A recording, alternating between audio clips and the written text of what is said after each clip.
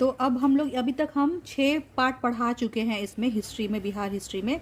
मध्यकालीन बिहार हो गया है और प्राचीन कालीन बिहार हो गया। अब हम लोग मॉडर्न बिहार में चल रहा है। तो मॉडर्न बिहार में हम यहाँ पटना विश्वविद्यालय विधेय में पढ़ा दिए। 1917 में पटना विश्वविद्यालय की स्थापना हुई। तो अगर आप पूरा लगातार जब भी आप देखें तो शुरू से देखें हर पार्ट को, 1 2 3 4 5 6 को, उसके बाद इसको करेंगे तो आपको एक प्रॉपर तरीके से स्टोरी पता चलेगा। तो आप ज़्यादा अच्छे से कोरिलेट करके और फिर उसको पढ़ेंगे तो आपको सब कुछ याद रहेगा। और एग्जाम में आप बहुत अच्छे से कोरिलेट करके भी, जब अगर आप आंसर नहीं याद है तो कोरिलेट करके भी आप आंसर को बना सकते हैं। तो अगर आपको 150 में कम से कम 10 से 12 क्वेश्चन ऐसे होता है जो आप सिर्फ कोरिलेट करके, सिचुएशन को कोरिलेट करके आप उसमें करते हैं और वही आपका रिजल्ट का कारण बनता है। तो अब हम यहाँ शुरू करते हैं होम रूल आंदोलन का बिहार पर प्रभाव। तो आपको पता है कि होम रूल कौन स्टार्ट किए थे? तो श्रीमती एनी बेसेंट और बाल गंगाधर तिलक द्वारा शुरू किए गए थे। होम, याद रखिएगा कौन कौन? श्रीमती एनी बेसेंट और बाल गंगाधर तिलक द्वारा। होम रूल आंदोलन से बिहार सहित भारत के विभिन्न भाग प्रभावित हुए। पटना के बांकीपुर में 16 दिसंबर, डेट याद रखिएगा, 16 दिसंबर 1916 को आयोजित एक सभा में होम रूल लीग स्थापित करने का निर्णय लिया गया। निम्नलिखित व्यक्तियों को इस लीग का पदाधिकारी नियुक्त किया। याद कर लीजिएगा कौन कौन है। मजहरुल हक अध्यक्ष थे। क्या पूछेगा? अध्यक्ष।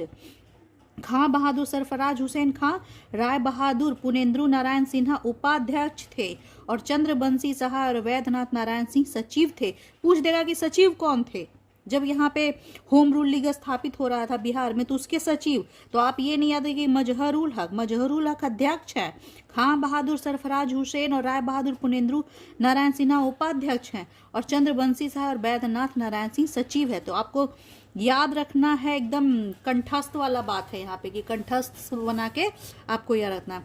पटना में दूसरी सभा 17 फरवरी 1918 को होम रूल लीग की प्रांतीय समिति के पदाधिकारी का निर्वाचन हुआ। इसमें मजहरुल हक और चंद्रबंशी राय अध्यक्ष निर्वाचित हुए।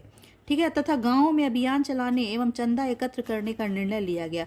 श्रीमती एनी बेसेंट, ये पूछेगा कि वो पटना कब आई थी श्रीमती एनी बेसेंट, तो डेट और ईयर दोनों याद, 18 अप्रैल 1918 को आई थी। उन्हें एक भव्य जुलूस से पटना सिटी स्टेशन से पुनेंद्र नारायण, ये भी पूछेगा कि उनको पटना सिटी स्टेशन से, कहाँ से? पटना स्टेशन से नहीं, पटना सिटी स्टेशन से पुनेंद्र नारायण सिन्हा के भिखना पहाड़ी स्थित आवास पे ले जाया गया। श्रीमती एनी बेसेंट बराह मिहिर पुस्तकालय और पुनेंद्र बाबू की संस्था एंग्लो संस्कृत स्कूल देखने भी गई।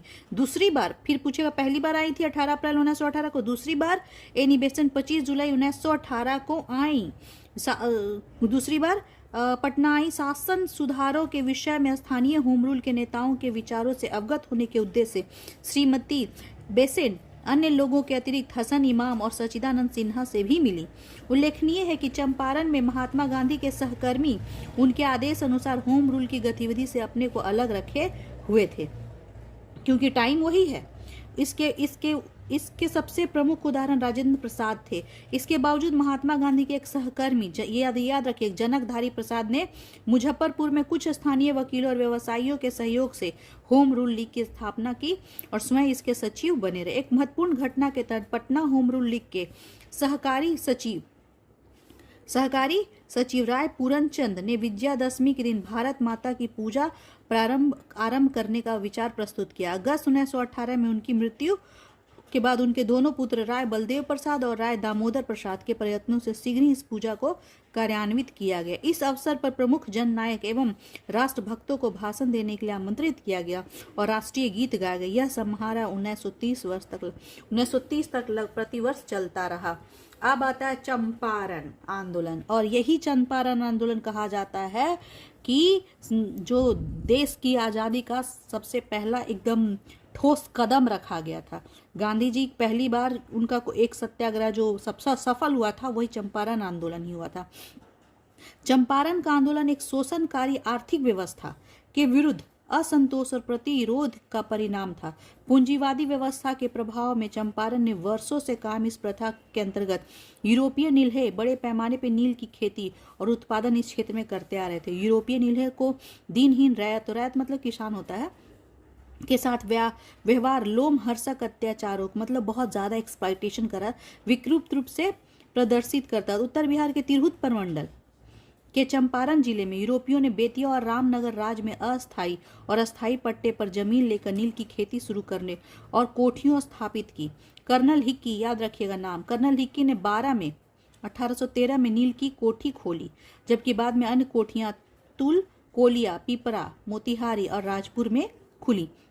चंपारण के उत्तर पश्चिम भाग में यूरोपियों ने 1875 के आसपास बसना शुरू किया और इस प्रकार सारे जिले में अनेक कोठियां स्थापित हो गईं।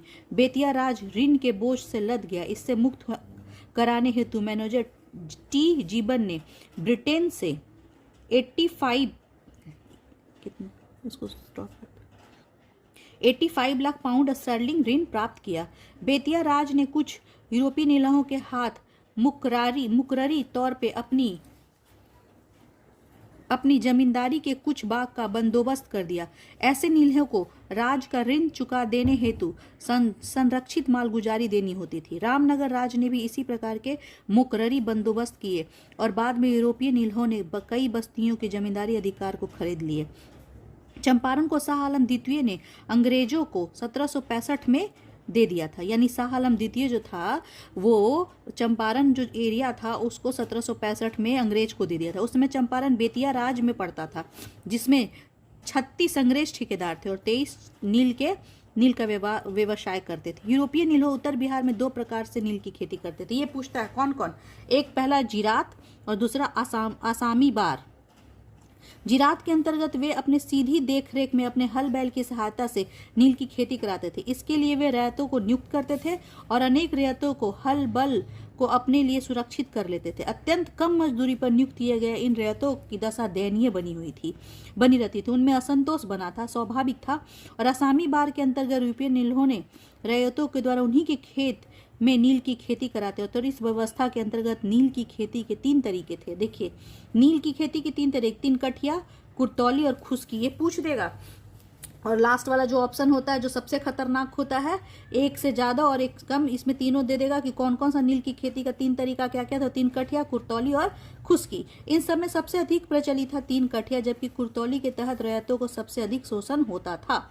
चंपारण में सर्वाधिक प्रचलित था 3 कठिया के अंतर्गत रैयत अपनी प्रति बिघा में से 3 कट्ठा कोठी के खेत से लंबी अवधि पे तक 20, 25, 30 वर्ष तक नील उपजाना पड़ता था और इसके लिए औपचारिक रूप से सट्टा के अनुसार उसे मूल्य प्राप्त का अधिकार होता था, जिससे नीलहों को सर्वाधिक लाभ प्राप्त होता था। नीलहों द्वारा रैयतों को शोषित करने के लिए निम्नलिखित प्रमुख तरीके थे। अपने खेत में नील उपजाने के लिए अनेक तरह से धमकी देना, जबरदस्ती बहुत कम मजदूरी और कभी कभी बिना मजदूरी पर काम कराना, किसी कारण से यदि नील नहीं उपजा सके तो उसके लिए भारी जुर्माना कराना आदि। जब कभी बेचारा रैयत इसके विरुद्ध आवाज उठाता तो सुरक्षा की मांग करता तो नीले बड़ी कठोरता से उसे दबा देते। कुर्तौली व्यवस्था के अंतर्गत रैयत अपना सारा खेत एवं घर कुछ समय के लिए बंधक रख देता। बंधक की अवधि उसके सारे जीवन या उससे भी आगे हो सकती थी, जिससे वह ऋण चुका देने के उपरांत भी बच सकता था। खुश्की के अंतर्गत ऐसे रैयतों के साथ पट्टा किया जाता था जो नील कोठी के रैयत नहीं होते थे। चंपारण में यह व्यवस्था प्राय प्रचलित नहीं थी, यानी खुश्की प्रचलित नहीं थी। अत्याचारों के इस दयनीय व्यवस्था के विरुद्ध बंगाल के नदिया और यशोहर जिलों के रैयतों ने 1859 में आवाज उठाई थी और हिंदू पैट्रियट, ये याद रखिएगा, ये स्टोरी है लेकिन यहाँ जो इंपॉर्टेंट हो याद, हिंदू पैट्रियट के संपादक थे। ये पूछता है क्वेश्चन कि हिंदू पैट्रियट के संपादक कौन थे, तो हरीश चंद्र मुखर्जी ने पीड़ित किसानों का पक्ष लिया और बंगाल और बिहार में इसको लेकर व्यापक उत्तेजना फैली। दीनबंधु मित्र तो बहुत फेमस है, पूछा हुआ है बीपीएससी में। दीनबंधु मित्र ने अपना बंगला नाटक नील दर्पण में नील उत्पादन के शोषणकारी व्यवस्था को उन्हें 1860 में संजीव चित्रण किया और नील दर्पण का अंग्रेजी में अनुवाद बंगला के सुप्रसिद्ध, ये पूछेगा याद रखिएगा, कवि मधुसूदन दत्त ने 1861 में किया। अत्याचार से त्रस्त होकर उत्तर बिहार के रैयतों ने 1867 में विद्रोह कर दिया और विद्रोह की आग सर्वप्रथम लाल सरैया कोठी में फूटी और वहां से पड़ोस के अन्य दूसरे स्थानों में फैल गई। हालांकि जर्मनी में कृत्रिम नील बनाने की प्रक्रिया का आविष्कार होने के कारण 1893 से लगभग 2 दशकों में बिहार में नील का व्यवसाय हास पे था, लेकिन इससे रैयतों के कष्टों में कोई कमी नहीं थी। ब्रिटिश सरकार ने चंपारण के पूर्व मजिस्ट्रेट WR गोरले को रैयतों की शिकायत के जांच के लिए नियुक्त किया। गोरले ने 20 दिसंबर 1908 को बेतिया पहुंचा और पूरी छानबीन के बाद सरकार को अपनी रिपोर्ट दे दी, लेकिन केंद्रीय और प्रांतीय परिषदों द्वारा मांग किए जाने पर भी इस रिपोर्ट प्रकाशित नहीं किया गया। फिर भी इस रिपोर्ट के कारण रैयतों को 1990 में एक कड़ नील के लिए 13.50 रुपये मिलने लगे, जबकि पहले 6.50 रुपये ही मिलते थे, यानी 6 रुपये 50 पैसा मिलता था।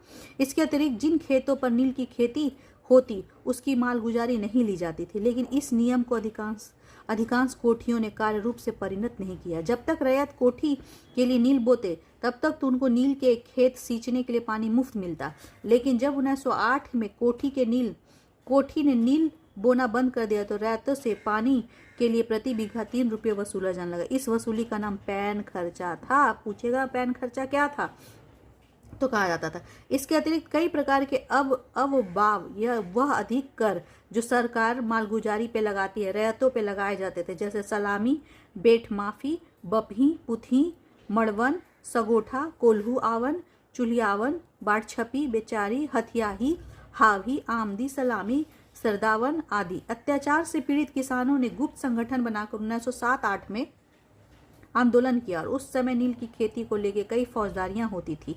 चंपारण में महात्मा गांधी का आगमन कब हुआ? याद रखिएगा, दिसंबर 1916 में। लखनऊ में आयोजित भारतीय राष्ट्रीय पूछेगा कि भारतीय राष्ट्रीय कांग्रेस का 31वां अधिवेशन कहाँ हो रहा था? तो लखनऊ में हो रहा था और बिहार के कई प्रतिनिधि उसमें भाग लेने के नजदीक था, जा पाए। इस अधिवेशन में बिहार प्रांत से संबंधित 2 महत्वपूर्ण प्रस्ताव को प्रस्तुत किया गया। पटना विश्वविद्यालय विधेयक, पूछेगा ये क्वेश्चन, यहाँ से जो लोग गया था लखनऊ अधिवेशन में तो उसमें कौन कौन सा प्रस्ताव लेके गया था? तो पहला पटना विश्वविद्यालय विधेयक और दूसरा चंपारण के नील्हों एवं उनके रैयतों के संबंध पे। चंपारण के किसानों के प्रतिनिधि के रूप में राजकुमार शुक्ल, ये तो पूछा हुआ बीपीएससी में कितना बार पता नहीं, भी कांग्रेस के लखनऊ अधिवेशन में भाग लेने गए। नील संबंधी प्रस्ताव पे विषय निर्वाचनी समिति में वक्ताओं का चुनाव करते समय बिहार के प्रतिनिधियों ने महात्मा गांधी से बोलने का अनुरोध किया, लेकिन गांधी जी इसके लिए तैयार नहीं हुए, क्योंकि उन्हें चंपारण की नीले रैयतों की कठिनाइयों का व्यक्तिगत जानकारी नहीं थी। भाई गांधी जी थे, कुछ झूठ कैसे बोल देंगे? आगे वो जानेंगे, समझेंगे, बूझेंगे कि सच में प्रॉब्लम है कि नहीं है। आगे वो बोले कि नहीं, हम आगे चंपारण जाएंगे, वहां देखेंगे कि सच में लोग परेशान है क्या, अंग्रेज इतना परेशान किया है यूरोपीय लोग।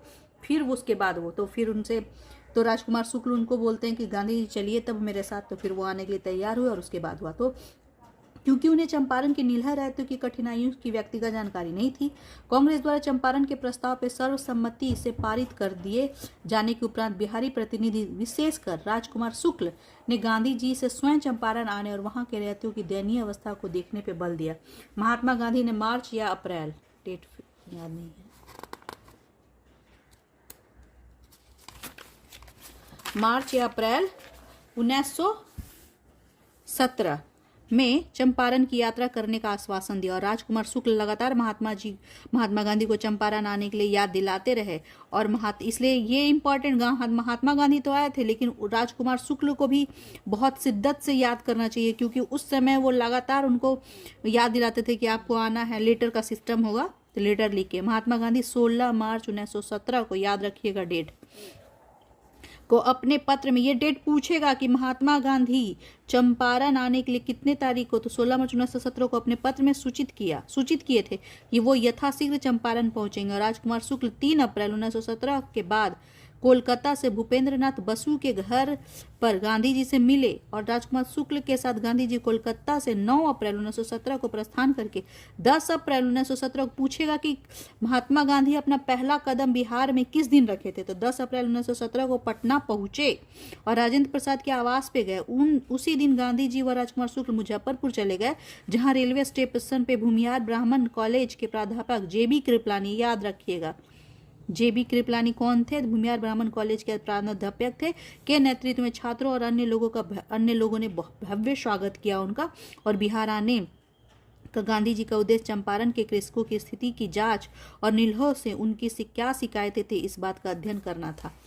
जांच शुरू होने से पहले ही गांधी जी प्लांटर्स एसोसिएशन के सचिव जे.एम. विल्सन से मिले, उन्हें जांच कार्य में सहयोग करने का अनुरोध किया। मुजफ्फरपुर में एक गांव से लौटते हुए गांधी जी 14 अप्रैल, एकदम डेट फिक्स है, ऊपर से आते जाइएगा, 14 अप्रैल को कहा कि भारत में जब तक गांव के लोगों की दशा में सुधार नहीं होता तब तक सच्चा स्वराज नहीं हो सकता। और बीपीएससी में ऐसे भी क्वेश्चन आता है कि गांधी जी का जो ये लाइन है ये किसका लाइन है, भारत में जब तक गांव के लोगों की दशा सुधार नहीं होता तब तक सच्चा स्वराज नहीं हो सकता है, ये गांधी जी किस यात्रा के दौरान बोले थे।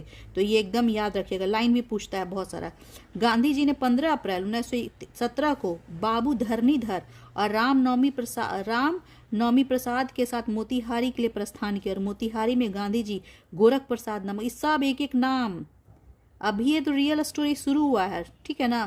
तो एक एक नाम स्थानीय वकील के घर पे रुके और जसौली पट्टी गांव में गए, जहां एक रैयत के साथ घोर दुर्व्यवहार किया गया था। चंपारण के जिला मजिस्ट्रेट W.B. हाईकॉक ने 16 अप्रैल 1917 को गांधी जी पर जारी अधिसूचना और संबंध के द्वारा उन्हें चंपारण जिला छोड़ने का आदेश दिया। और गांधी जी पे आदेश लग गया। अब पूछेगा कौन सा धारा लग गया था गांधी जी पे? धारा 144 का उल्लंघन करने के आरोप में गांधी जी को 18 अप्रैल 1970 को 12 बजे दिन में मोतिहारी के अनुमंडलाधिकारी, जो आप बनिएगा SDM, वही है अनुमंडलाधिकारी, के समक्ष उपस्थित होने का सम्मन मिला। गांधी जी ने मजिस्ट्रेट की अदालत में चंपारण छोड़ने के आदेश का उल्लंघन करने का अपराध स्वीकार करते हुए एक प्रभावशाली संक्षिप्त वक्तव्य दिया। गांधी जी तो गांधी जी थे, बोले एकदम प्रभावशाली अंदाज में। मजिस्ट्रेट ने अपने फैसले को 21 अप्रैल 1917 के लिए सुरक्षित रखा और इसके बीच गांधी जी को 100 रुपये की जमानत देने को कहा, परंतु गांधी जी ने कहा उनका कोई जमानतदार नहीं है, नहीं वे जमानत दे सकते हैं। मजिस्ट्रेट ने अपने शिनाख्त पर उन्हें रिहा किया। जिला मजिस्ट्रेट ने गांधी जी को 21 अप्रैल 1917 को एक लिखित संदेश भेजकर सूचित किया कि लेफ्टिनेंट गवर्नर ने उनपे से मुकदमा उठा लेने का आदेश दिया। मजिस्ट्रेट ने यह भी लिखा कि वे प्रस्तावित जांच करने को स्वतंत्र हैं और वह अधिकारियों से जो भी सहायता चाहे वो ले सकते हैं। और गांधी जी ने इस संबंध में लिखा, देश को सविनय अवज्ञा का यह पहला प्रत्यक्ष सबक है। हा हा हा। बिना बोले क्या है, नहीं गाना नहीं है, बिना क्या लाठी और गोली बंदी साबरमती के संत तूने कर दिया कमाल। तो एग्जैक्टली यहीं से शुरू हो गया कहानी। देश का सविनय अवज्ञा का यह पहला प्रत्यक्ष सबक था। रैयत बड़ी संख्या में, रैयतपुर किसान बड़ी संख्या में अपना बयान लिखवाने गांधी जी के पास आने लगे और गांधी जी 22 अप्रैल 1917 को बेतिया के लिए प्रस्थान किए। बेतिया में गांधी जी ने ग्रामीण इलाकों में दौरा करके वास्तविक स्थिति से स्वयं को अवगत कराया। गांधी जी 13 मई 1917 को बिहार उड़ीसा सरकार के मुख्य सचिव को अपनी जांच रिपोर्ट सौंप दी। बिहार के लेफ्टिनेंट गवर्नर एडवर्ड अल्बर्ट, ये तो भाई गजब आता है कि किसको दिए थे, तो एडवर्ड अल्बर्ट गेट को और एग्जीक्यूटिव काउंसिल के सदस्यों के साथ गांधी जी की रांची में 3 दिन 4 से 6 जून 1917 तक वार्ता हुई। इसके परिणाम स्वरूप चंपारण में कृषि की स्थिति की जांच के लिए एक जांच समिति बनी और नियुक्त की गई। और चंपारण इस समिति का नाम क्या था ये पूछता है, चंपारण एग्रेरियन समिति नाम दिया गया। और इस समिति के अध्यक्ष मध्य प्रदेश के आयुक्त FG सलाई थे। पूछा हुआ क्वेश्चन है बीपीएससी में कम से कम 4 बार कि कौन था आयुक्त जो चंपारण एग्रेरियन समिति बना, उसके अध्यक्ष कौन थे? तो FG सलाई थे। एक चीज याद रखिएगा भाई साहब सब लोग। जबकि महात्मा गांधी ने इसका सदस्य बनने से अपनी स्वीकृति इस शर्त पे दी कि वे जांच के क्रम में अपने सहकर्मियों से परामर्श लेने के लिए स्वतंत्र होंगे। इस समिति के अन्य सदस्य LC आदामी, राजा हरिहर प्रसाद, नारायण सिंह, DJ रीड और G रैनी। इतना तो नहीं पूछ सकता है लेकिन पूछ भी सकता है भाई बीपीएससी कुछ भी। समिति की पहली बैठक बेतिया में 17 जुलाई 1917 को हुई और समिति ने 3 अक्टूबर 1917 को सर्वसम्मति से एक रिपोर्ट का अंतिम सहमति दे दी। उसे बिहार सरकार के समक्ष 4 अक्टूबर 1917 को प्रस्तुत किया गया और सरकार ने 18 अक्टूबर 1917 को इस आशय की अधिसूचना प्रकाशित कर दी। समिति ने 3 कठिया प्रथा, नील या कोई अन्य फसल उपजाने हेतु पूर्णतः समाप्त करने की अनुशंसा की। वाह। इस प्रकार गांधी जी का सत्याग्रह का प्रथम प्रयोग चंपारण में सिद्ध हुआ। और चंपारण आंदोलन में महात्मा गांधी के प्रमुख सहयोगी कौन थे, ये भी क्वेश्चन पूछता है। राजकुमार शुक्ल जो सबसे पहले बार बार उनको रिक्वेस्ट कर रहे थे, राजेंद्र प्रसाद थे, ब्रज किशोर प्रसाद थे, धरणीधर थे, अनुग्रह नारायण सिंह थे, रामनवमी प्रसाद थे, मजहर उल हक थे, पोलक थे, शंभू सरन आदि थे। गांधी जी ने चंपारण के, ये पूछता है, बड़हरवा लखन से नामक गांव में 14 नवंबर 1917 को पहला स्कूल खोला था। कहाँ खोला था? बड़हरवा। लखन सेन किया था। शिव गुलाम लाल ने स्कूल के लिए अपना घर दान में दे दिया था। मुंबई से ये भी पूछता है। बवन गोखले और उनकी पत्नी अवंतिका बाई गोखले ने इस स्कूल में प्रमुख शिक्षक थे। गांधी जी द्वारा दूसरा स्कूल 20 नवंबर 1917 को भीटरवा गांव में खोला गया। गांधी जी का ये था कि सिर्फ ये करके नहीं चले गए, वो चाहते थे कि ऑल राउंड डेवलपमेंट हो, और जानते थे कि डेवलपमेंट किस तरह से हो सकता जब कोई एजुकेटेड हो, और एजुकेटेड के लिए वो 2 स्कूल खुलवा दिए। अब बिहार में सत्याग्रह शुरू हो गया। इसके बाद तो चंपारण आंदोलन के बाद तो सत्याग्रह ही शुरू हो गया था। तो विदेशी सरकार की नृशंस दमन नीति के राष्ट्रव्यापी विरोध में बिहार के नेताओं और लोगों ने उत्साह के साथ सहयोग दिया। बिहार में रॉलेट एक्ट लग गया था, उसी के तरह 13 अप्रैल 1919 को जालियांवाला बाग हत्याकांड हुआ था, तो उसके विरुद्ध आंदोलन फरवरी 1919 में ही, रॉलेट एक्ट तो पहले ही आ गया था ना, तो फरवरी 1919 के अंतिम दिनों में शुरू हुआ और मार्च 1919 में पटना, गया, मुंगेर, मुजफ्फरपुर, छपरा, भागलपुर में विरोध प्रकट करने हेतु अनेक सभाएं हुई, जिनमें सभी वर्ग के लोग शामिल हुए। सर्च लाइट, याद रखिएगा, सर्च लाइट ने रॉलेट विधेयकों की तीव्र आलोचना हुई। राष्ट्रीय भावना के प्रचार प्रसार में इस अखबार का अधिकाधिक प्रभाव का युग आरंभ हुआ। मजहरुल हक की अध्यक्षता में पटना सिटी में 4 अप्रैल 1919 को एक सभा आयोजित थी, जिसमें 6 अप्रैल 1919 को हड़ताल करने और विनम्रता और उपासना के दिन के रूप में मनाने का निर्णय हुआ। इस सभा में यही हुआ था, एग्जैक्टली इसी तरह का हुआ था। 13 अप्रैल को वहां पे जालियांवाला बाग में कुछ मेला टाइप से लगा था, कुछ जो नेशनलिस्ट लोग थे वो लोग जमा हुए थे और उसी समय वो अटैक कर दिया था। तो उसी तरह से तो यहाँ पे भी देखो हुआ था, लेकिन ये खुशकिस्मती है बिहार का कि उस तरह का वो लोग नहीं किया, अटैक नहीं किया। 6 अप्रैल 1919 को हड़ताल की और विनम्रता और उपासना के दिन के रूप में मनाने का निर्णय लिया। इस सभा में राजेंद्र प्रसाद, पुनेंद्र नारायण सिन्हा, सैयद हसन इमाम आदि प्रमुख नेताओं ने भाग लिया और हिंदू मुस्लिम एकता पर विशेष बल दिया। हसन इमाम के नेतृत्व में 6 अप्रैल 1919 को एक विशाल जुलूस पटना बाजार से होकर गुजरा, जिसमें हर वर्ग के लोगों ने भाग लिया। इस प्रकार 6 अप्रैल 1919 को शांतिपूर्ण ढंग से सत्याग्रह दिवस मनाया गया। गांधी जी को पंजाब में गिरफ्तार किए जाने की खबर पटना 19 अप्रैल 1919, 13 अप्रैल तो हो चुका था, 19 अप्रैल 1919 को पहुंचने पर पूरे बिहार प्रांत में भारी उत्तेजना फैल गई। हसन इमाम की अध्यक्षता में 21 अप्रैल 1919 को पटना के नागरिकों में की एक सभा हुई, जिसमें गांधी जी के सत्याग्रह प्रतिज्ञा पत्र पर प्रकाश डाला गया और राजेंद्र प्रसाद के आवास पे उन लोगों के नाम लिखवाने हेतु जो संकल्प लेना चाहते थे एक केंद्र खोला गया। अब इसके बाद कौन सा आंदोलन शुरू? इसके जस्ट बाद ही खिलाफत आंदोलन 1920 में शुरू हो गया था, क्योंकि फर्स्ट वर्ल्ड वार खत्म हुआ और उसके बाद ये खिलाफत आंदोलन शुरू हुआ। तो प्रथम विश्व युद्ध में ऑटोमन यानी तुर्की, ऑटोमन तुर्की को ही कहा जाता है, ने मित्र राष्ट्र के विरुद्ध युद्ध किया था और युद्ध के पश्चात यह अफवाह फैली कि तुर्की पे ब्रिटिश सरकार अपमानजनक शर्तें थोप रही है, क्योंकि वो तो हार गया था। तो मित्र राष्ट्र में कौन कौन था? वही जर्मनी, इटली वाला पार्ट, तो उसका साथ दिया था तुर्की। तुर्की के खलीफा को मुस्लिम अपना धार्मिक प्रधान मानते थे, ठीक है ना। तो अभी भी पता ही होगा कि उसका जो अर्दोगन है वो अपने आप को वो भी समझता है कि हम खलीफा ही हैं। अतः विरोध स्वरूप खिलाफत आंदोलन छेड़ा गया। भारत में मुस्लिम संप्रदाय एवं उनके नेताओं को खिलाफत के सवाल पे हिंदू नेताओं को पूर्ण सहयोग और समर्थन प्राप्त था। उस समय तक हिंदू मुस्लिम कुछ नहीं होता था इंडिया में, सब मिलजुल के काम करता था। लेकिन फिर जिन्ना साहब की कृपा हो गई, मुस्लिम लोग अपने अपने में जहां स्वार्थ आया वहीं बर्बादी शुरू। गांधी जी की अध्यक्षता में दिल्ली में अखिल भारतीय खिलाफत सम्मेलन 24 नवंबर 1919। एक चीज याद रखिएगा, गांधी जी की अध्यक्षता में दिल्ली में क्या हुआ था? अखिल भारतीय खिलाफत सम्मेलन। ये पूछ देगा जो अभी तक नहीं पूछा है, अगर पूछ दिया अखिल भारतीय खिलाफत सम्मेलन कब हुआ था? 24 नवंबर 1919 को हुआ था। अध्यक्ष कौन थे? तो गांधी जी थे, जिसमें सरकार के साथ असहयोग का प्रस्ताव पारित हुआ और शांति उत्सव में भाग लेने के विचार करने हेतु पटना में अंजुमन इस्लामिया हॉल, कहाँ? पटना मार्केट के सामने। अगर आप बिहार के होंगे और पटना कभी आए हुए होंगे तो ये वाला आप जानते होंगे, अंजुमन इस्लामिया हॉल। 30 नवंबर 1919 को एक सभा हुई। इस सभा में हसन इमाम ने अध्यक्ष के पद के लिए मौलाना शाह रसीदुल हक का नाम प्रस्तुत किया और राजेंद्र प्रसाद ने उसका अनुमोदन किया। सोचिए कितना अच्छा लग रहा है, मुस्लिम जो है वो अध्यक्ष बन रहा है और ये अनुमोदन करे। वो था उस समय, उसको कहते थे हिंदू मुस्लिम भाई भाई।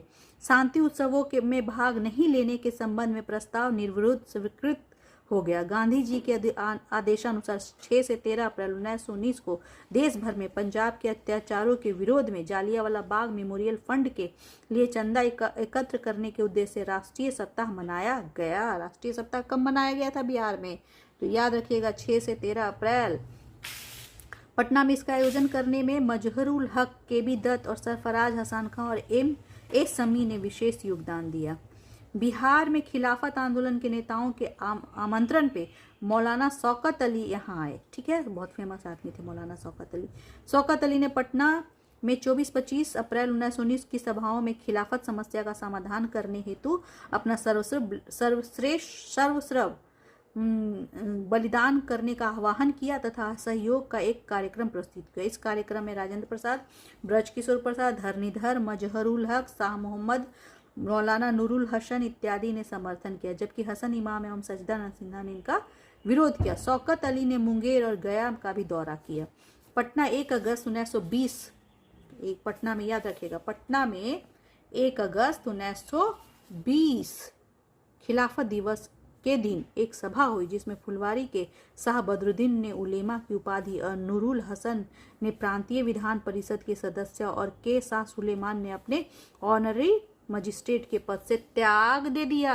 याद रखिएगा 1 अगस्त 1920 खिलाफत दिवस के दिन एक सभा हुई जिसमें फुलवारी शरीफ के उलेमा की उपाधि को छोड़ दिए हैं, नूरुल हसन जो थे प्रांतीय विधान परिषद के सदस्य को और त्याग दिया, और शाह सुलेमान ने अपने ऑनरी मजिस्ट्रेट का पद भी त्याग दिया। मुंगेर के एक वकील मोहम्मद जुबेर, बहुत इंपॉर्टेंट, मोहम्मद जुबेर ने अपनी वकालत छोड़ दी। मोहम्मद जुबेर कहाँ के थे? मुंगेर के थे। अब शुरू हुआ है असहयोग आंदोलन, नॉन कोऑपरेशन मूवमेंट। मुसलमानों ने तुर्की के खलीफा के साथ अंग्रेजों के द्वारा किए गए दुर्व्यवहार के बदले खिलाफत आंदोलन चलाने का फैसला लिया, जबकि गांधी जी के नेतृत्व में कांग्रेस ने अपना असंतोष व्यक्त करने हेतु असहयोग आंदोलन चलाने का, दोनों अपना अपना है। पहले क्या खिलाफत आंदोलन मुस्लिम के लिए था, और क्योंकि जो फर्स्ट वर्ल्ड वार हुआ था तो उसमें इंडियन लोग को यूज किया था, वो लोग पुलिस बना के लड़ने के लिए, और वो इस बात से कहा था अंग्रेज लोग कि अगर हम ये लड़ाई जीत जाते हैं तो हम आपको आज़ाद कर देंगे, लेकिन वो जब जीत जाता है तो बोलता है तो कुछ बोलता ही नहीं है। इसी के लिए यहाँ पे बहुत ज़्यादा असंतोष फैल गया इंडिया में, और गांधी जी ने कहा, गांधी जी के नेतृत्व में कांग्रेस ने अपना असंतोष व्यक्त करने हेतु असहयोग आंदोलन चलाने का फैसला किया। तो बिहार प्रांतीय सम्मेलन का 12वां, याद रखिए, बिहार प्रांतीय सम्मेलन का 12वां अधिवेशन, बिहार प्रांतीय सम्मेलन का 12वां अधिवेशन भागलपुर में राजेंद्र प्रसाद की अध्यक्षता में 28-29 अगस्त 1920 को हुआ। याद रखिएगा, एक एक लाइन का मतलब एक लाइन, जिसमें राजेंद्र प्रसाद ने हिंदी भाषा में भाषण देते असहयोग पर विशेष रूप से बल दिया। असहयोग संबंधी प्रस्ताव दरभंगा के धरणीधर ने प्रस्तुत किया। पूछ देगा नाम, दरभंगा से कौन थे? धरणीधर थे, जबकि मुंगेर से शाह मोहम्मद जुबेर थे, यही शाह मोहम्मद जुबेर। पटना के गुलाम इमाम और मोतिहारी के गोरख प्रसाद ने इसका अनुमोदन किया। इस सम्मेलन की एक और महत्वपूर्ण विशेषता यह थी कि इसके अनेक प्रतिनिधि गांवों से आए थे। इस सम्मेलन में गांधी जी द्वारा सुझाए गए असहयोग कार्यक्रम को कार्यान्वित करने हेतु व्यवहारिक योजना निर्धारित करने के लिए एक समिति का गठन किया गया। राजेंद्र प्रसाद, मजहरुल हक और शाह मोहम्मद जुबेर समिति के सदस्य थे। कौन थे? तो ये थे। समिति को सारण में होने वाले एक विशेष अधिवेशन के समक्ष अपनी रिपोर्ट प्रस्तुत करनी थी। सितंबर 1920 में लाला लाजपत राय की अध्यक्षता में आयोजित कोलकाता विशेष अधिवेशन, याद रखिएगा कब? सितंबर 1920 में लाला लाजपत राय की अध्यक्षता में आयोजित विशेष अधिवेशन, जैसे कांग्रेस का हमेशा अधिवेशन होता है, लेकिन विशेष अधिवेशन में गांधी जी के असहयोग आंदोलन को स्वीकारा गया। ये क्वेश्चन पूछता है कि गांधी जी के असहयोग कार्यक्रम को कब स्वीकारा गया? तो सितंबर 1920 में लाला लाजपत राय की अध्यक्षता में विशेष अधिवेशन में किया गया, और नागपुर में कांग्रेस के वार्षिक अधिवेशन में असहयोग आंदोलन को पूर्ण स्वीकृति प्रदान की गई और उसके बाद असहयोग आंदोलन शुरू हो गया। इसके अंतर्गत परिषदों के चुनाव का बहिष्कार करना भी था। परिणाम स्वरूप असहयोग का मतलब क्या, हम सरकार के साथ सहयोग नहीं करेंगे। इसके अंतर्गत परिषद के चुनाव में बहिष्कार करना था। परिणाम स्वरूप मजहरुल हक, राजेंद्र प्रसाद, ब्रजकिशोर प्रसाद, गोरख प्रसाद, धरणीधर, मोहम्मद शफी ने परिषद की उम्मीदवारी से नाम वापस ले लिया। छपरा के अवैतनिक दंडाधिकारी महेंद्र, अवैतनिक का मतलब वेतन नहीं मिलता, दंडाधिकारी महेंद्र प्रसाद ने अपने पद से त्यागपत्र दे दिया। तो भाई देश का आज़ादी ऐसे नहीं मिला है, बहुत लोग बहुत चीज त्याग किया है तब जाके मिला है देश को। अनुग्रह नारायण सिंह, ब्रजनंदन प्रसाद, मुकुटधारी प्रसाद, मथुरा प्रसाद, रामदयाल सिंह, दीप नारायण सिंह, श्री कृष्ण सिंह इत्यादि ने वकालत छोड़ दी। वाह। उत्तर बिहार में किसान आंदोलन के नेता स्वामी विद्यानंद ने सरकारी नीति का कठोर आलोचना की, जबकि आरा के गुलाम इमाम ने ब्रिटिश सरकार पर मुसलमानों के हित का उल्लंघन करने का आरोप लगाया। पटना लॉ कॉलेज के छात्र सैयद मोहम्मद शेर और बिहार नेशनल कॉलेज के छात्र अब्दुल बारी मोहम्मद साकी ने कॉलेज छोड़ दिया और बाद में अब्दुल बारी एक उग्रपंथी नेता प्रमाणित हुए। बिहार में असहयोग आंदोलन के सर्व प्रमुख नेता राजेंद्र प्रसाद ने मार्च 1921 के मध्य तक स्कूल कॉलेज छोड़ने का कार्यक्रम में कहां तक प्रगति हुई थी उसका विवरण प्रस्तुत किया। और बिहार प्रांतीय कांग्रेस समिति की 5 अक्टूबर 1920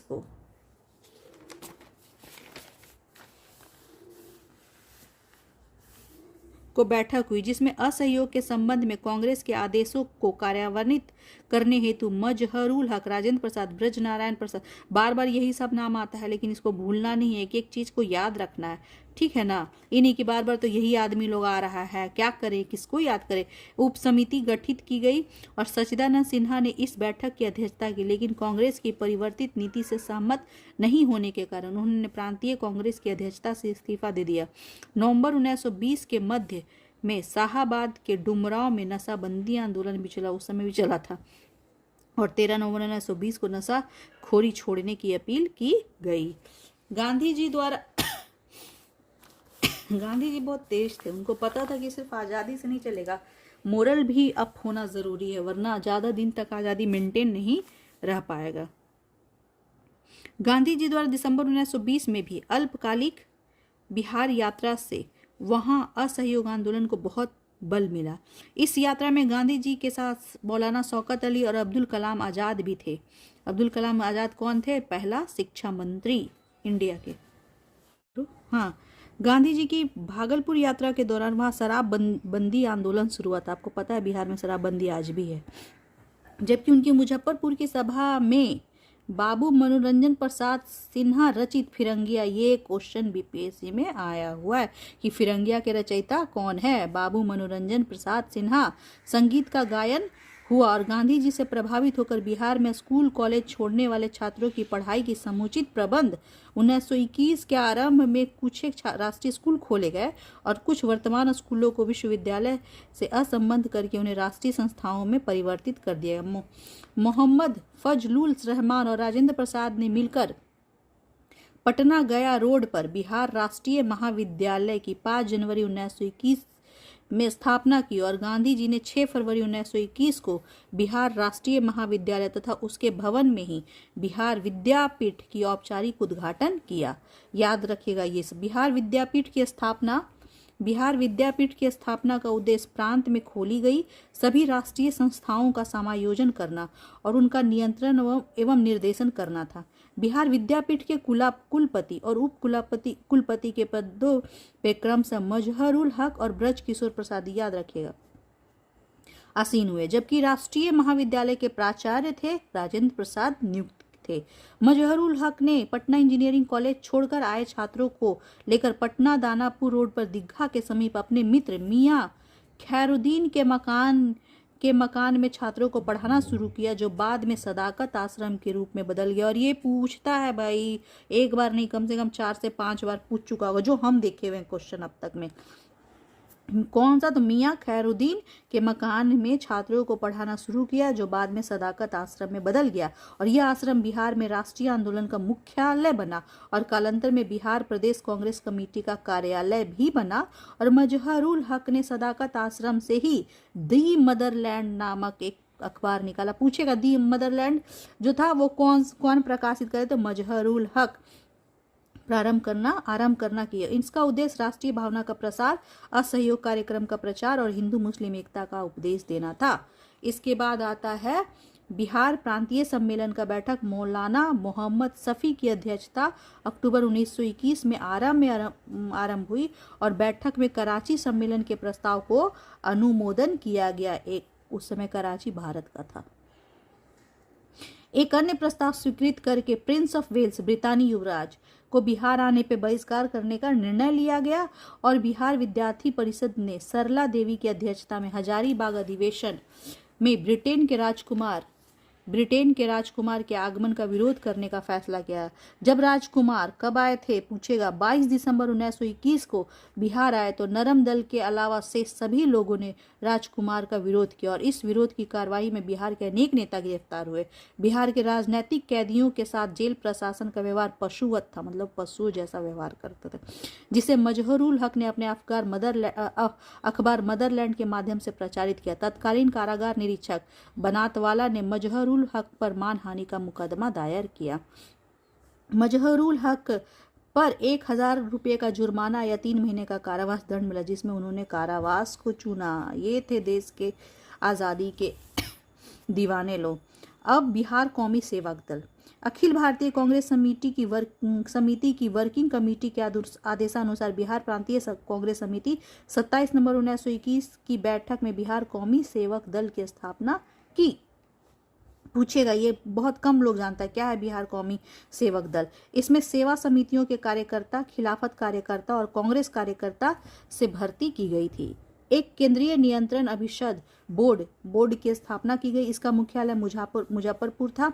इसके निम्नलिखित सदस्य मौलवी मोहम्मद शफी, दीप नारायण सिंह, मजहरुल हक, डॉक्टर अरुणजय सहाय वर्मा और बाबू नारायण सिंह। इस दल का सर्वप्रमुख कार्य प्रांत में शांति को बनाए रखना था। कौमी सेवक दल का काम था। इसके कार्य, संगठन और वर्दी संबंधी अधिनियम बनाए गए। सभी सदस्यों को अहिंसा की प्रतिज्ञा लेना आवश्यक किया गया। भागलपुर झंडा कांड। भागलपुर में फरवरी 1922 के प्रथम सप्ताह में एक औद्योगिक प्रदर्शनी लगाई गई। 1922 के प्रथम सप्ताह में, जिसमें ठेकेदार ने सजावट के लिए राष्ट्रीय झंडा का व्यवहार किया। स्थानीय ब्रिटिश अधिकारियों ने राष्ट्रीय झंडा लगाने पर आपत्ति जताई। इस घटना से भागलपुर में काफी उत्तेजना फैली, जिसकी ओर से अन्यत्र भी लोगों का ध्यान आकृष्ट हुआ। एग्जीक्यूटिव काउंसिल के सदस्य सच्चिदानंद सिन्हा के परामर्श से प्रमंडल के आयुक्त ने एक सुलह के रूप में यह व्यवस्था की कि यूनियन जैक राष्ट्रीय झंडा से ऊंचा टंगा रहेगा। राष्ट्रीय क्षेत्रों में यह व्यवस्था अपमानजनक मानी गई और पटना एक तार भेजकर यह शिकायत की गई कि वे अपने को अपमानित समझते थे। बिहार प्रांतीय कांग्रेस कमेटी की 1 मार्च 1922 को मोतिहारी में बैठक हुई और उससे बारदौली प्रस्तावों के अनुसार रचनात्मक कार्यवाही पे ध्यान देने का निर्णय लिया गया। अब देखिए भारत का गया अधिवेशन, कांग्रेस का गया अधिवेशन हुआ। पहला अधिवेशन कहाँ हुआ था कांग्रेस का, तो पटना में हुआ था, बांकीपुर में। अब दूसरा अधिवेशन गया में हुआ था। अखिल भारतीय कांग्रेस का 37वां अधिवेशन गया में के दक्षिण तेनऊ नामक गांव में दिसंबर 1922 में आयोजित हुआ, जिसकी अध्यक्षता, ये पूछता है कौन कर रहे थे अध्यक्षता, तो देश बंधु चित्तरंजन दास ने की थी। 37वें अधिवेशन के लिए बिहार प्रांतीय कांग्रेस समिति ने 1922 के प्रारंभ में ही स्वागत समिति का गठन कर लिया। सब तैयारी कर लेता था लोग पहले। राजेंद्र प्रसाद स्वागतकारिणी के सचिव थे। एक छोटी सी कार्यकारिणी समिति उनके सहयोग के लिए बनाई गई थी, जिसके प्रमुख सदस्य अनुग्रह नारायण सिंह थे। गया अधिवेशन में चित्तरंजन दास ने अपने अध्यक्षीय भाषण में विधान परिषद में प्रवेश का प्रबल समर्थन किया और परिषद के भीतर से दंगा लगाने की योजना का संकेत किया, लेकिन अधिवेशन में इस नीति के प्रतिकूल बहुमत से निर्णय हुआ। अधिवेशन में भागलपुर के दीप नारायण सिंह ने श्रम संगठन विषयक एक महत्वपूर्ण प्रस्ताव प्रस्तुत किया, जिसे कांग्रेस ने स्वीकार कर लिया। कांग्रेस अधिवेशन के अतिरिक्त खिलाफत सम्मेलन, उल्मा कॉन्फ्रेंस, हिंदू महासभा, अखिल भारतीय समाज सेवा सम्मेलन, भारत धर्म महामंडल जैसी संस्थाओं ने भी अपनी बैठकें गया में आयोजित की। मतलब ये सब गया में हुआ था। अखिल भारतीय छात्र सम्मेलन भी 27 दिसंबर 1922 को जमायते उल उलेमा के पंडाल में संपन्न हुआ। आचार्य प्रफुल्ल चंद्र राय द्वारा उसकी अध्यक्षता स्वीकार नहीं करने पे बनारस के भगवान दास ने उसकी अध्यक्षता की। इसी स्वागतकारिणी में एक सदस्य ब्रज किशोर प्रसाद भी थे। अब आता है स्वराज पार्टी का गठन। तो कौन कौन थे स्वराज पार्टी के गठन में? तो चित्तरंजन दास थे, मोतीलाल नेहरू थे और विट्ठल भाई पटेल थे। ठीक है, तो विट्ठल भाई पटेल थे। पटेल जैसे परिषद में प्रवेश के समर्थक नेताओं ने 1 जनवरी 1923 को स्वराज पार्टी का गठन किया और परिषद प्रवेश के बिहारी सदस्यों की भी एक सभा पटना में 26 जनवरी 1923 को हुई और यहाँ भी स्वराज पार्टी की स्थापना हुई। एक तो स्वराज पार्टी जो इंडिया लेवल पे बन रही थी वो चित्तरंजन दास, मोतीलाल नेहरू, विट्ठल भाई पटेल थे और दूसरा बिहार में भी बन रहा था। बिहार में इसके निम्नलिखित पदाधिकारी निर्वाचित, जैसे अध्यक्ष कौन हुए, पूछा हुआ क्वेश्चन है ये भी पीएससी में। स्वराज पार्टी का ये 60, हमको जहाँ तक याद है 65 या 66 में पूछा हुआ है कि स्वराज, और ये किसी को नहीं आता था क्योंकि हम लोग सबको क्या याद था, चित्तरंजन दास, मोतीलाल नेहरू, विट्ठल भाई पटेल, लेकिन ये किसी को नहीं आता कि बिहार में स्वराज पार्टी के अध्यक्ष कौन थे, नारायण प्रसाद, सचिव कौन थे, प्रोफेसर अब्दुल बारी, राष्ट्रीय महाविद्यालय पटना, सहायक सचिव के थे कृष्ण बल्लभ, ये भी पूछ देगा सहायक सचिव कौन थे, कृष्ण बल्लभ सहाय, राष्ट्रीय महाविद्यालय, हरनंदन सहाय, और ये दोनों थे सहायक सचिव। छपरा स्वराज पार्टी की बिहार शाखा की दूसरी बैठक गया में 9 मार्च 1923 को हुई, जिसमें बिहार प्रांत में कार्य करने के लिए एक नई कार्यकारिणी की भी स्थापना की गई। इसके अध्यक्ष अरुण जैन, सहायक वर्मा और सचिव कृष्ण बल्लभ सहाय और अब्दुल बारी निर्वाचित हुए। बिहार से केंद्रीय कार्यकारिणी के लिए चंद्रबंशी सहाय और हरि प्रसाद लाल सदस्य निर्वाचित किए गए। स्वराज पार्टी की बिहार शाखा की एक अन्य बैठक पटना में 2 जून 1923 को संपन्न हुई। हालांकि इस बैठक के आमंत्रण पे राजेंद्र प्रसाद उपस्थित हुए थे, लेकिन उन्होंने इसमें कोई भाषण नहीं दिया था। ये भी पूछ सकता है क्वेश्चन में कि वो उपस्थित हुए थे पर भाषण नहीं दिए थे, तो कब? ठीक है ना। तो तिरहुत, उन्होंने इसमें कोई भाषण नहीं दिया। इस बैठक में पटना, तिरहुत, छोटा नागपुर, भागलपुर मंडलों में भी स्वराज पार्टी के शाखाओं को गठित करने की घोषणा की गई। परिषद में प्रवेश का स्वराज पार्टी का निर्णय कोई महत्वपूर्ण परिणाम ले आ सकने में असमर्थ रहा और बाद में इसके नेता अनुग्रह नारायण सिंह एवं जलेश्वर प्रसाद ने बिहार में स्वराज पार्टी के असफल होने की बात स्वीकार कर ली। मतलब फाइनली अस्वीकार कर लिया गया कि स्वराज पार्टी यहाँ नहीं चलेगा। उसके बाद आता है विधानमंडल चुनाव।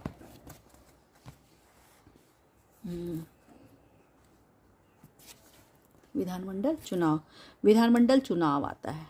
स्वराज पार्टी के प्रत्याशी नवंबर 1923 के विधानमंडलों के चुनाव में खड़े हुए थे, लेकिन उन्हें अपरिवर्तनवादी पार्टी के सदस्यों से किसी प्रकार का समर्थन नहीं मिला। फिर भी विधानसभा के 12 में से उपलब्ध 8 स्थान स्वराजी प्रत्याशियों ने जीत लिए और तिरहुत प्रमंडल से मौलाना मोहम्मद सफ़ी और बाबू श्यामाचरण विजयी हुए। पटना से खां बहादुर सरफराज हुसैन ने आमतौर पर सरकार का समर्थन करने वाले खां बहादुर इस्माइल को हराया।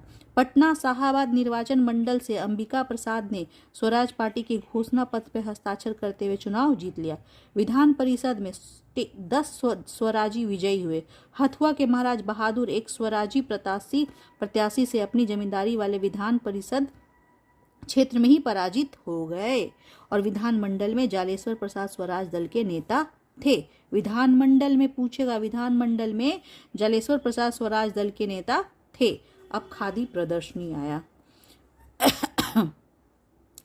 बिहार में राजेंद्र प्रसाद रचनात्मक कार्यक्रम में विशेषकर राष्ट्रीय शिक्षा एवं खादी के प्रचार में लगे हुए थे। बिहार उड़ीसा विधान परिषद में नीलकांत चटर्जी ने 19 फरवरी 1924 को इस आशय को एक प्रस्ताव प्रस्तुत किया कि सभी सार्वजनिक स्कूलों में 10 वर्ष के ऊपर के आयु के छात्रों को चरखा द्वारा सूत काटने की शिक्षा देने की व्यवस्था की जाए। बिहार उसी समय से था कि मतलब आप खुद पे डिपेंडेंट हो, अपना कपड़ा है खुद से चरखा से बनाना शुरू करें, जो आज कर रहा है made in India, make in India. तो ये सब उसी समय से था, बस समय के साथ हुआ कि तुरंत डेवलपमेंट चाहिए था तो हम लोग मतलब ये बाहर से भी ज़रूरी था कि कॉन्टेक्ट अदर कंट्री से भी करना ज़रूरी था, लेकिन फाइनली लास्ट में वही होता है, आपको अपने आप पे ही डिपेंड होना पड़ेगा और वही सबसे बेस्ट तरीका है। तो बिहार में 1924 में खादी कार्यक्रम का प्रचार विशेष रूप से उल्लेखनीय हुआ। पटना में दिसंबर 1924 में खादी प्रदर्शनी लगाई गई और जो एक पूर्णतः गैर राजनैतिक योजना थी। इसमें कुछ सरकारी अधिकारियों ने भी भाग लिया, जिनमें पटना उच्च न्यायालय के तत्कालीन मुख्य न्यायाधीश सर डॉसन मिलर। पूछ देगा और ये कोई नहीं बोलेगा, क्योंकि उसको क्यों लगेगा कि खादी प्रदर्शनी में कहा आया भाई पटना उच्च न्यायालय का मुख्य न्यायाधीश अंग्रेज कहा आया सर डॉसन मिलर, लेकिन वो आया था। और बिहार के एग्जीक्यूटिव काउंसिल के सदस्य सर ह्यू मैकफरसन भी थे। प्रदर्शनी में चरखा प्रतियोगिता का आयोजन किया गया। इसमें मलखा चक गांधी कुटीर के 2 लिपिकों को प्रथम पुरस्कार मिला, जिसमें एक डॉक्टर सत्यनारायण थे। ये भी पूछ सकता है। श्रीमती मिलर ने पारितोषिक वितरण किया, और जबकि राजेंद्र प्रसाद ने बिहार में खादी प्रचार में उस समय तक की प्रगति का विवरण प्रस्तुत किया। राजेंद्र प्रसाद ने बेलगांव कांग्रेस के अवसर पे अखिल भारतीय स्वदेशी प्रदर्शनी पे उद्घाटन भी किया था। बेलगांव में, अब ये पूरे क्वेश्चन पूछता है, बेलगांव से आ गया। बेलगांव कांग्रेस अधिवेशन में अध्यक्ष कौन थे? गांधी जी, जो सिर्फ एक बार कांग्रेस अधिवेशन के अध्यक्ष रहे थे। ये भी बीपीएससी में क्वेश्चन पूछा हुआ। एक एक वर्ड आप जब क्या करेंगे कि आप उधर का मॉडर्न इंडिया पढ़ रहे हैं, मतलब भारत का मॉडर्न इंडिया पढ़ रहे हैं, मतलब भारत का इतिहास पढ़ रहे हैं, और इधर बिहार का पढ़ रहे हैं, और आप दोनों को कोरिलेट कीजिए, तब देखिए मजा कि कितना मजा आ रहा है। तब आपको लगेगा अरे वाह, मतलब उधर बिहार इंडिया का चल रहा है, इधर बिहार का चल रहा है, आप कोरिलेट करते जा रहे। जैसे यहाँ बेलगांव आया, और बेलगांव जैसे ही आया तो बेलगांव में कांग्रेस का अधिवेशन हुआ था, पूछा क्वेश्चन, उसमें गांधी जी पार्टिसिपेट किए थे और एक ही बार अध्यक्ष वो बने हैं। पार्टिसिपेट बहुत बार किए, एक ही बार वो अध्यक्ष बने हैं पूरे लाइफ, मतलब इतना बार कांग्रेस अधिवेशन हुआ लेकिन वो एक ही बार अध्यक्ष बने हैं। बेलगांव कहाँ है? कर्नाटक और गोवा का बॉर्डर। बिहारी छात्र सम्मेलन को पुनर्जीवित करने का प्रयास। भाई छात्र का बहुत रोल है आज़ादी में या किसी भी चीज़ में। आज भी देखिए रेलवे के रिजल्ट का आने का बिहारी स्टूडेंट लोग किया तो सरकार को लेना पड़ा अपोजिट। तो वैसे छात्र और किसान दो बहुत इंपॉर्टेंट चीज़ है।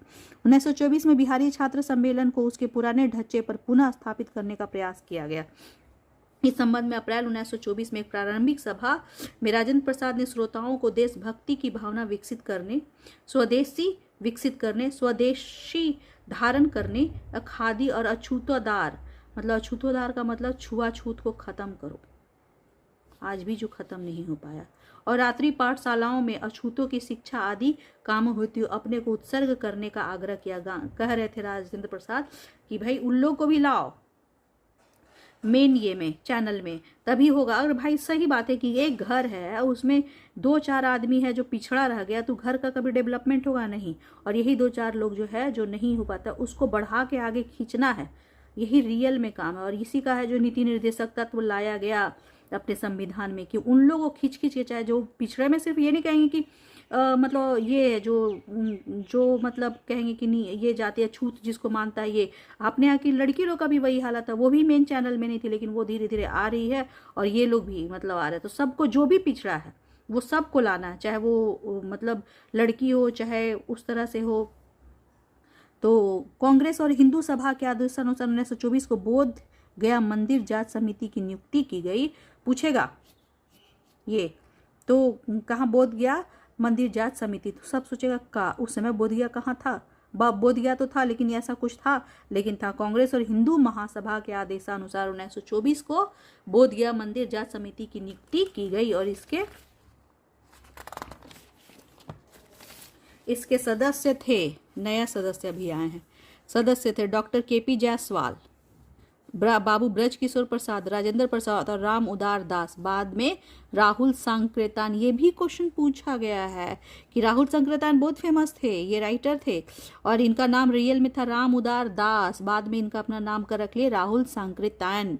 गांधी जी की बिहार यात्रा। गांधी जी इसके पहले भी चंपारण आ चुके थे लेकिन दूसरी बार बिहार यात्रा। तो ये पढ़ते हैं, गांधी जी की बिहार यात्रा पुरुलिया में सितंबर 1925 में 3 दिनों तक होने वाले बिहार प्रांतीय सम्मेलन में उनके आने के साथ शुरू हुई। इस सम्मेलन की अध्यक्षता मौलवी, हाँ पूछेगा कि गांधी जी की बिहार यात्रा, दूसरी यात्रा 1925 में 3 दिन तक हुआ था। बिहार प्रांतीय, जब गांधी जी आए हैं और बिहार प्रांतीय सम्मेलन उनके साथ हुआ। इस सम्मेलन के अध्यक्ष कौन थे? तो मौलवी मोहम्मद जुबेर थे। ठीक है, पुरुलिया से गांधी जी हो मुंडा और अन्य आदिवासी, उधर रहते थे आदिवासी, ये हो मुंडा और अन्य आदिवासी क्षेत्र में गए। झारखंड से भ्रमण करने के बाद गांधी जी गया होते हुए पटना पहुंचे। पटना में गांधी जी खुदा बख्श ओरिएंटल लाइब्रेरी देखने गए। आज भी है पटना, पटना जो अशोक राजपथ में खुदा बख्श लाइब्रेरी, आप भी जाके देखिए, बहुत सुंदर है। इस यात्रा के दौरान गांधी जी का मुख्य काम अखिल भारतीय कांग्रेस समिति के कार्यों में सम्मिलित होना था। अखिल भारतीय चरखा संघ का उद्घाटन करना था। पटना से वे भागलपुर गए और वहां एक विराट सार्वजनिक सभा को संबोधित किया।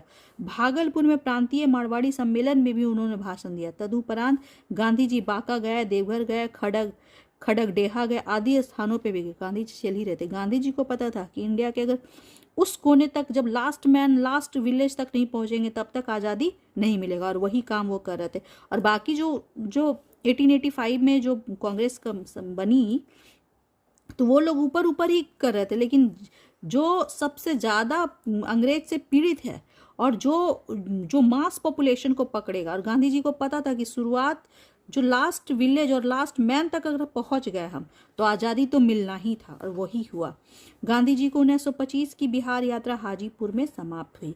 गांधी जी की दूसरी बिहार यात्रा 11 जनवरी 1927 को शुरू हुई। पूछेगा क्वेश्चन, ये भी बन के आ सकता है कि गांधी जी बिहार में कितना बार आए थे, ठीक है ना। तो शुरू से देख, तो ये भी आपको खुद से, आप इसको जब पूरा पढ़ेंगे तो अब आप देख लेंगे कि गांधी जी कितना बार आए थे। जब पहली बार आ गए यहाँ सितंबर 1925 में, और फिर आए 11 जनवरी 1927 में। डाल्टनगंज से प्रस्थान करके गांधी जी गया पहुंचे। पटना होते हुए 27 फरवरी 1927 को मुजफ्फरपुर गए। गांधी जी ने मुजफ्फरपुर में छात्रों को खादी पहनने और ब्रह्मचर्य पे बल देने को कहा। मुजफ्फरपुर से गांधी जी मोतिहारी के लिए रवाना हुए। इस समय उनके साथ राजेंद्र प्रसाद, महादेव देसाई, श्रीमती कस्तूरबाई, श्रीमती प्रभावती देवी थी। मोतिहारी से गांधी जी छपरा गए और रात्रि में जीरादेई में, जीरादेई कहाँ है, तो राजेंद्र प्रसाद का जन्म स्थल। उन्होंने जीरादेई को राजेंद्र प्रसाद की जन्मस्थली होने के कारण तीर्थ स्थान की संज्ञा दी थी। और ये बीपीएससी में पूछा हुआ है कि गांधी जी बिहार के किस स्थान को तीर्थ स्थान बोले हैं, तो जहाँ पे राजेंद्र प्रसाद का जन्म स्थली है, और कहाँ है, जीरा जी, छपरा के जीरादेई गांव में। छपरा से वे दरभंगा गए और वहां से डाल्टनगंज गए, और अपने खादी भंडार के कारण दरभंगा जिला महात्मा गांधी के शब्दों में आधुनिक तीर्थ स्थान, ये भी पूछ देगा। अभी दरभंगा बहुत फेमस है भाई, तो ये पॉइंट में क्यों, क्योंकि दरभंगा मेडिकल कॉलेज खुल रहा है, दरभंगा में एयरपोर्ट खुला है, इसलिए पूछ सकता है आधुनिक तीर्थ स्थान किसको बोले थे, तो दरभंगा को बोले थे। इस बिहार यात्रा में गांधी जी ने कई राष्ट्रीय विद्यालय देखे। इस यात्रा के दौरान विशेष अनुरोध पे गांधी जी ने सिवान में हिंदी में हिंदू मुसलमान एकता पे भाषण दिया। और गांधी जी की इस बिहार यात्रा का अंतिम दिन बिहार विद्यापीठ के छात्रों एवं अध्यापकों के बीच और खादी कार्यकर्ताओं के मध्य व्यतीत हुआ। गांधी जी ने बिहार विद्यापीठ के दीक्षांत समारोह में भाषण दिया। समारोह के तत्कालीन उप कुलपति के रूप में राजेंद्र प्रसाद ने 9 स्नातकों को डिग्री प्रदान की। यही होता है, दीक्षांत समारोह में डिग्री दिया जाता है। तो जनवरी 1927 के अंत में गांधी जी ने बिहार से विदा ली, और उनकी यह यात्रा बिहार में जन जागरण के लिए स्मरणीय रहेगी। अब बिहार में खादी का, गांधी जी जहाँ रहते थे बोलते थे खादी खादी खादी, और अब फिर से हो गया खादी खादी, बीच में गायब हो गया था खादी खादी, फिर से शुरू हो गया। अगर आपको इसको देखना है तो पटना के जो भी होंगे उनको, मौर्य लोग चल जाएं तो मौर्य लोग जो मार्केट है उसमें कम से कम घूम जाइएगा तो कम से कम 7-8 खादी का दुकान दिख जाएगा, और बहुत महंगा होता है खादी। ये ना कंसेप्ट नहीं पाले कि खादी सस्ता होता है, बहुत महंगा होता है खादी का कपड़ा। बिहार में खादी कार्य, तिलक स्वराज के अधिकोष से प्रांतीय कांग्रेस कमेटी द्वारा एक धन प्राप्त करके बिहार में खादी का कार्य 1921 में हुआ। आचार्य कृपलानी के सहयोग से राम विनोद सिंह ने मधुबनी में एक खादी उत्पादन केंद्र की स्थापना की। अखिल भारतीय चरखा संघ की स्थापना और बिहार में उसकी एक शाखा खोली गई।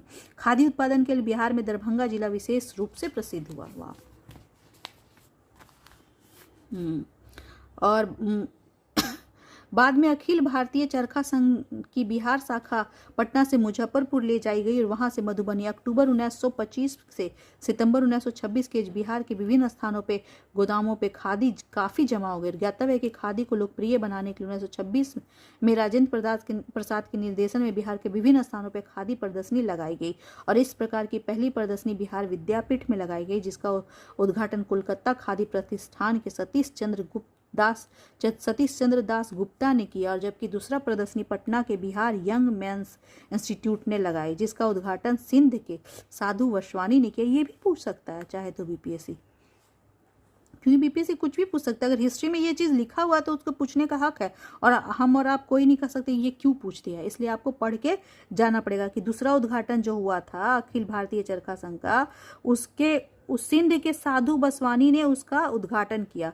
1926 में लहरिया सराय में खादी प्रदर्शनी में राजेंद्र प्रसाद और देवघर की प्रदर्शनी में जमुना लाल बजाज का उद्घाटन किया। तो ये भी बहुत इंपॉर्टेंट है, ये नहीं कह रहे ये क्या है, क्योंकि ये बहुत इंपॉर्टेंट है और बहुत ज़्यादा ही ध्यान देने लायक है। तो अभी इसको ख़त्म करते हैं, इसके बाद अगला पार्ट पढ़ाएंगे। आपको पूरा एकदम ध्यान से पढ़ना है और एक एक चीज़ पढ़ना है, रट जाना है, रट नहीं जाना है, रट के समझ के रटना है। कभी रटिए, कभी समझिए, कभी रटिए, लेकिन पढ़ के जाना है भाई। क्या है कि धुआंधार क्वेश्चन पूछेगा, और बीपीएससी अपना लेवल ज़बरदस्त तरीके से हाई करते जा रहा है, क्योंकि इतना ज़्यादा उठ रहा है।